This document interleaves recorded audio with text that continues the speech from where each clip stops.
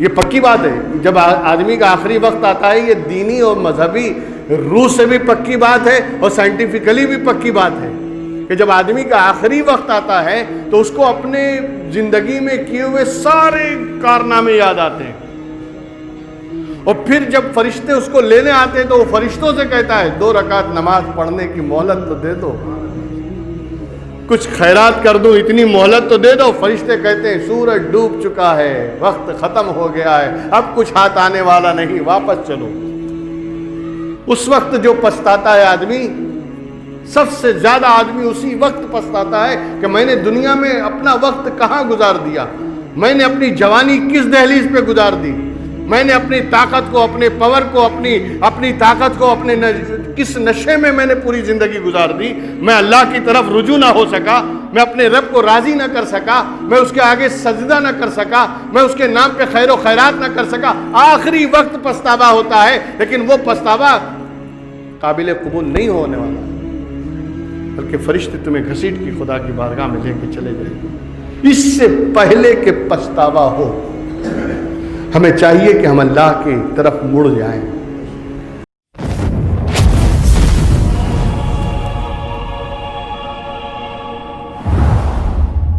اس سلسلے میں زیادہ تو نہیں، میں آج صرف ایک واقعے پہ اکتفا کروں گا اور اس واقعے کو ذہن میں رکھیے گا. حضرت علامہ مولانا روم جو زبردست اپنے وقت کے بہت بڑے فقیہ اور عالم گزرے ہیں، حضرت مولانا روم جن کی مثنوی بھی بڑی مشہور ہے، مثنوی مولانا روم کی مثنوی، اور اتنے زبردست عالم تھے، اتنے زبردست، پورا شہر بلکہ پورا آپ کا جو ملک تھا وہ آپ سے استفادہ کرتا تھا. اور شریعت کے معاملے میں، مسئلے مسائل میں حضرت مولانا روم کا ایک اپنا یعنی وقار تھا اور ایک ان کا اسٹیٹس تھا. زبردست عالم دین. انہوں نے کتابیں لکھی ہیں، مثنوی لکھی اور بہت ساری کتابیں لکھی، لیکن ایک کتاب تو عجیب و غریب لکھی. انہوں نے لطیفے لکھے، اس میں مولانا روم نے لطیفے لکھے اور ان لطیفوں سے نتیجہ نکالا ہے. دیکھیے، لطیفہ بیان کرنا اچھی بات ہے، لیکن اس سے نتیجہ، رزلٹ لینا، وہ مولانا روم نے کیا. لطیفے لکھے اور ہر لطیفے سے کیا سبق ملتا ہے، کیا درس ملتا ہے ہمیں، انہوں نے لکھا ہے. بہت سارے لطائف ان کے ہیں، اور انہی کے لطائف میں سے ایک لطیفہ یہ انہوں نے لکھا کہ ایک شخص کو ہیرا مل گیا. کیا ملا؟ ہیرا. بڑا نایاب ہیرا ملا. اب وہ بندر ادرک کی قدر کیا جانے، وہ بولتے ہیں نا مثل مشہور ہے کہ گدھے کے آگے جعفران رکھو تو پھونک کے اڑا دے گا. وہ کیا جانے جعفران کیا چیز ہے. تو اب ہیرا ملا، اب وہ تو عوام میں سے تھا، اس نے اٹھا لیا، دیکھا ہے تو بہت اچھی چیز چمک رہا ہے.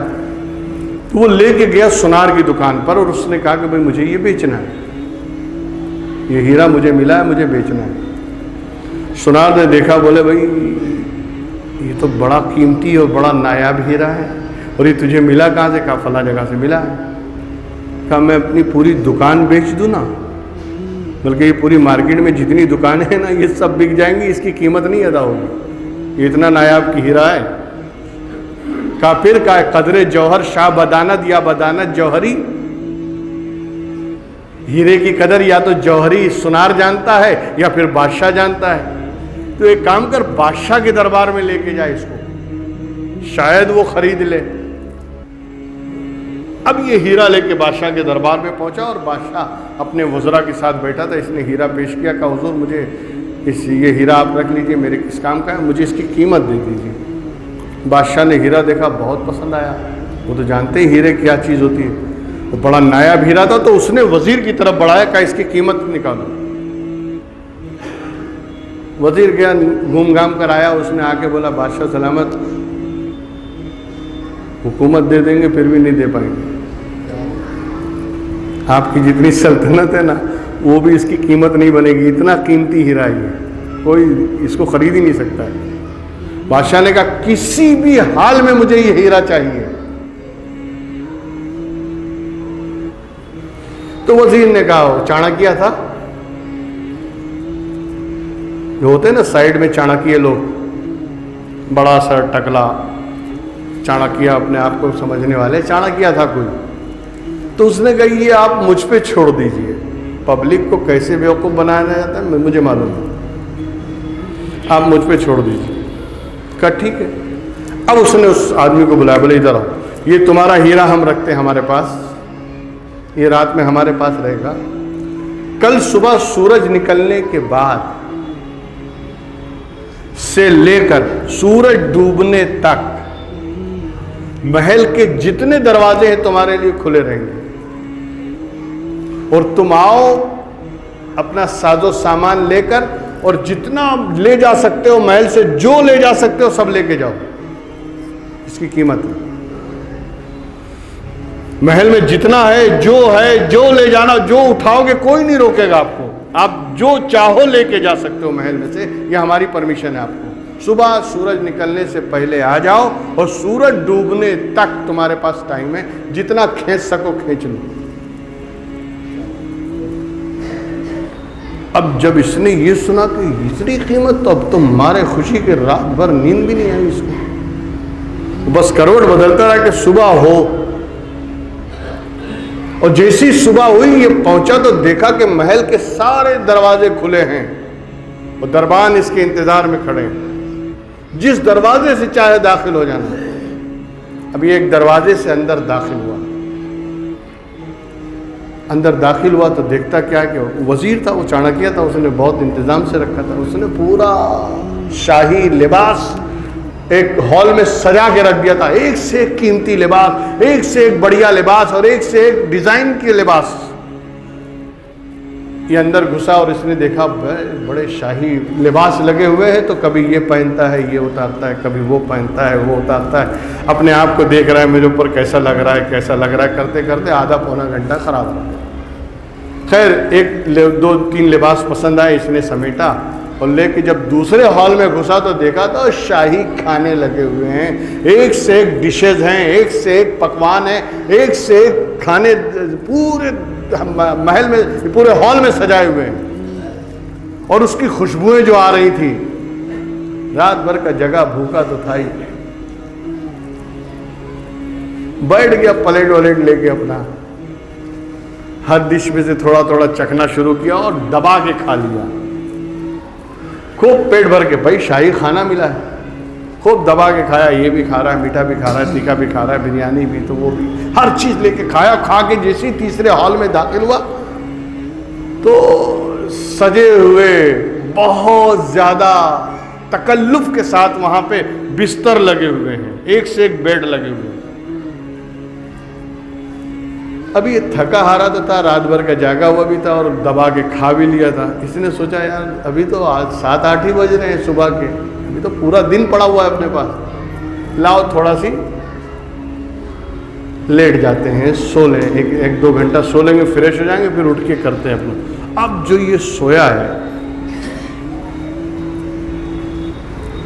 سورج ڈوب گیا. جیسی سورج ڈوبا دربانوں نے اٹھایا، کہا بھائی باہر کا رستہ ہی ہے، چلو نکلو یہاں سے. اب یہ جلدی جلدی اٹھا، کہیں وہ اٹھا رہا ہے، کہیں وہ سمیٹ رہا ہے. کہا یہ کیا کر رہے ہو؟ کہا میں سب، مجھ سے کہا گیا تھا کہ تم لے کے جانا. کہا سورج ڈوبنے سے پہلے تک کہا گیا تھا نا، اب تو سورج ڈوب گیا، اب کچھ نہیں، سب رکھو ادھر، باہر نکلو. باہر نکال، ملا کیا؟ مولانا روم نے اس واقعے کو لکھ کر پھر یہ بتایا کہ اللہ نے بھی ہمیں اس دنیا میں بھیجا ہے اور میلہ لگا کے بھیجا ہے، سجا دیا ہے پوری دنیا کو، سنوار دیا ہے. دولت ہے، شہرت ہے، عزت ہے، یہ ہے، وہ ہے، بنگلہ ہے، گاڑی ہے، یہ ساری چیزیں سجا دی گئی ہیں، اور آپ کو بھیج دیا گیا کہ دیکھو جو اٹھا سکو اٹھا لو، پلٹنا ہے، جو لے سکو سمیٹ لو، آخرت کے لیے تمہیں پلٹ کے واپس آنا ہے. اور ہم یہاں کی مستی میں ایسے گم ہو گئے، ایسے گم ہو گئے کہ کچھ ہوش ہی نہیں، اور غفلت کی نیند سو رہے ہیں. ہم سمجھ رہے ہیں یہی دنیا ہمارے لیے سب کچھ ہے. بس جب آخری وقت آتا ہے، ہر آخری جب آدمی کا آخری وقت آتا ہے نا، یہ پکی بات ہے، جب آدمی کا آخری وقت آتا ہے، یہ دینی اور مذہبی روح سے بھی پکی بات ہے اور سائنٹیفکلی بھی پکی بات ہے کہ جب آدمی کا آخری وقت آتا ہے تو اس کو اپنے زندگی میں کیے ہوئے سارے کارنامے یاد آتے ہیں، اور پھر جب فرشتے اس کو لینے آتے ہیں تو وہ فرشتوں سے کہتا ہے 2 رکعت نماز پڑھنے کی مہلت تو دے دو، کچھ خیرات کر دوں، اتنی مہلت تو دے دو۔ فرشتے کہتے ہیں سورج ڈوب چکا ہے، وقت ختم ہو گیا ہے، اب کچھ ہاتھ آنے والا نہیں، واپس چلو۔ اس وقت جو پچھتاتا ہے آدمی، سب سے زیادہ آدمی اسی وقت پچھتاتا ہے کہ میں نے دنیا میں اپنا وقت کہاں گزار دیا، میں نے اپنی جوانی کس دہلیز پہ گزار دی، میں نے اپنی طاقت کو، اپنے پاور کو، اپنی طاقت کو کس نشے میں نے پوری زندگی گزار دی، میں اللہ کی طرف رجوع نہ ہو سکا، میں اپنے رب کو راضی نہ کر سکا، میں اس کے آگے سجدہ نہ کر سکا، میں اس کے نام پہ خیر و خیرات نہ کر سکا۔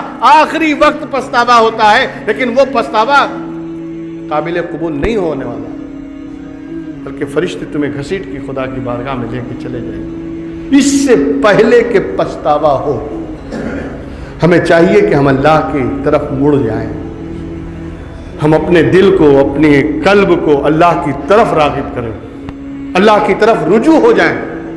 خدا کی قسم ایک دن آئے گا، وہ آنے ہی والا ہے، ہر ایک کے ساتھ آنے والا ہے کہ سانس، آخری سانس ہچکی لینے کی بھی مہلت ملنے والی نہیں ہے۔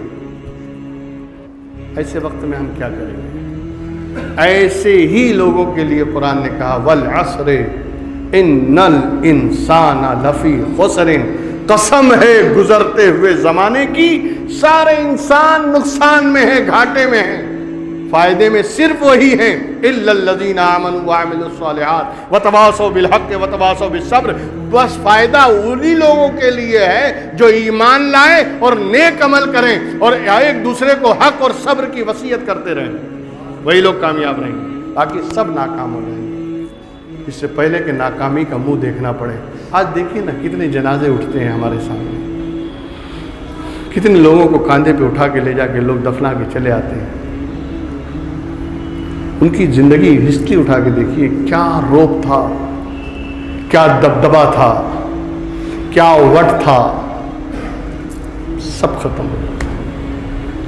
اس سے پہلے کہ داعی اجل کو کوئی لبیک کہے، اپنے رب کو منا لو، اپنے رب کو راضی کر لو، اپنے خدا کو راضی کر لو، اس لیے کہ وہاں کچھ نہیں دیکھا جائے گا کہ تم کس کے بیٹے ہو، کس کی اولاد ہو، کس کے پوتے ہو، کس کے رواسے ہو، کس کی نسل ہو، کچھ نہیں، عمل دیکھا جائے گا۔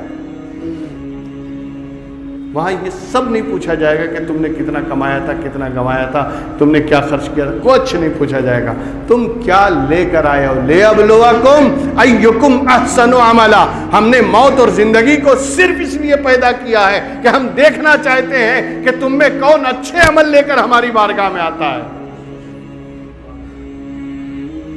آج موقع اللہ نے دیا ہے، صحت دیا، تندرستی دی، آنکھیں دی، روشنی دی، سب کچھ دیا ہے، مڑ جاؤ اللہ کی طرف، اپنے دل کو گھما دو اللہ کی طرف، راغب ہو جاؤ اللہ کی۔ خدا کی قسم اللہ کے سوا کوئی پناہ دینے والا نہیں ہے۔